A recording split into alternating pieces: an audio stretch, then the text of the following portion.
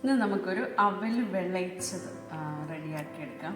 1/2 kilo അവലുണ്ട്, അതായത് 500 gram. അതിന് ഒരു 300 ഗ്രാം ശർക്കര എടുത്തിട്ടുണ്ട്. ഇത് 1/2 കപ്പ് വെള്ളത്തിൽ നമുക്കൊന്ന് ഉരുക്കിയെടുക്കാം.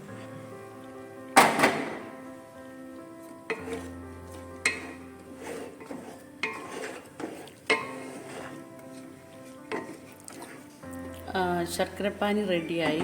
ഗ്യാസ് ഓഫ് ചെയ്ത് ഇത് നമുക്ക് അരിച്ച് അവൽ വിളയിക്കാൻ എടുക്കുന്ന ചീനിച്ചട്ടിക്കകത്തോട്ട് ഒഴിക്കും.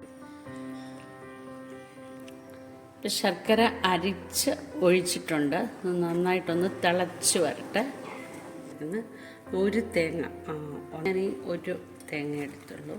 അത് ഈ ശർക്കരയ്ക്കകത്ത് കിടന്ന് നന്നായിട്ട് വഴലണം. വെച്ചാൽ അതിൻ്റെ വെള്ളമയം എന്തെങ്കിലും ഉണ്ടെങ്കിൽ അതെല്ലാം മാറി നന്നായിട്ട് വഴണ്ട് വരണം.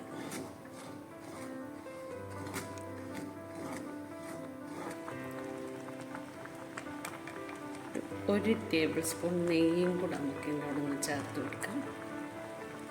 തേങ്ങ ഒന്ന് ശർക്കരയ്ക്കകത്ത് വഴണ്ട് വരുമ്പോഴത്തേന് നമുക്ക് അതിന് ചേർക്കാനുള്ള പൊടികളൊക്കെ ഒന്ന് റെഡിയാക്കാം. ഒരു ചെറിയ കഷ്ണം ചുക്ക അതിവിടെ എടുത്തിട്ടുണ്ടായിരുന്നു, ഒന്ന് ഒടിച്ചെടുത്ത മിക്സിക്കകത്ത്. പിന്നെ ഒരു 5 ഏലക്ക, സ്വല്പം ജീരകം കൂടി, 1 ടീസ്പൂൺ ജീരകം കൂടെ ചേർത്ത് നമുക്കിത് നന്നായിട്ട് പൊടിച്ചെടുക്കാം. തേങ്ങയൊക്കെ നന്നായിട്ട് വഴണ്ട് പറ്റി വന്നിട്ടുണ്ട്. ആ തേങ്ങാപ്പാലൊക്കെ ഈ ശർക്കരയ്ക്കകത്ത് ഇറങ്ങി നല്ലതായിട്ട് അതിൻ്റെ വെള്ളം നമുക്കിത് വാങ്ങി വെക്കാം. കുറേശ്ശെ അവൽ ഇട്ട് ഇളക്കിയെടുക്കാം.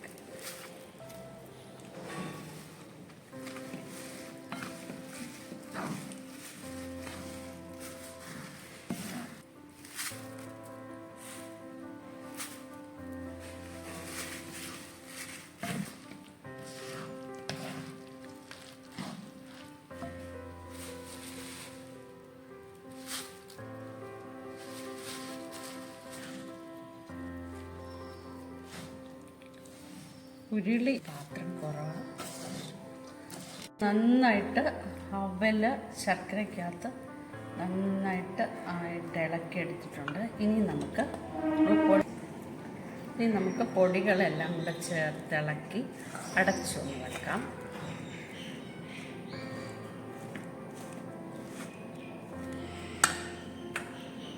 ഏലക്കായും ചുക്കും ജീരകവും എല്ലാം പൊടിച്ച് ചേർത്തു.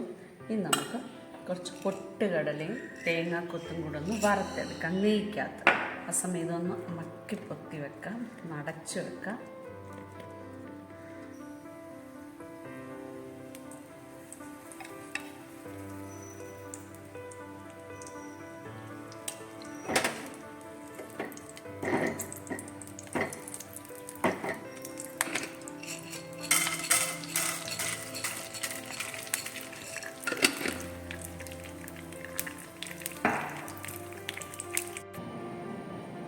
അപ്പോൾ പൊട്ടുകടല നെയ്ക്കകത്ത് വറുത്തിട്ടു. ഇനി നമുക്ക് തേങ്ങയും കൂടെ വറുത്തിട്ട് മിക്സ് ചെയ്യാം. തേങ്ങ അരിഞ്ഞെടുത്തിട്ടുണ്ട്, വറുക്കാം. തേങ്ങ വറുത്തെടുക്കുക. ഇത്രയും തേങ്ങ ഇടാവുന്നൊന്നുമില്ല കേട്ടോ, ശരി. തേങ്ങയും കൂടി ഇടാം. അതൊക്കെ അവനവൻ്റെ ഇഷ്ടം. പീനട്ട് ഫ്രൈ ചെയ്തിടാം, ഒക്കെ ഇടാം. എന്ത് വേണേലും, കാഷ്യൂ ഇടാം, എന്ത് വേണേലും നമുക്കിനകത്ത് ഫ്രൈ ചെയ്തിടാം.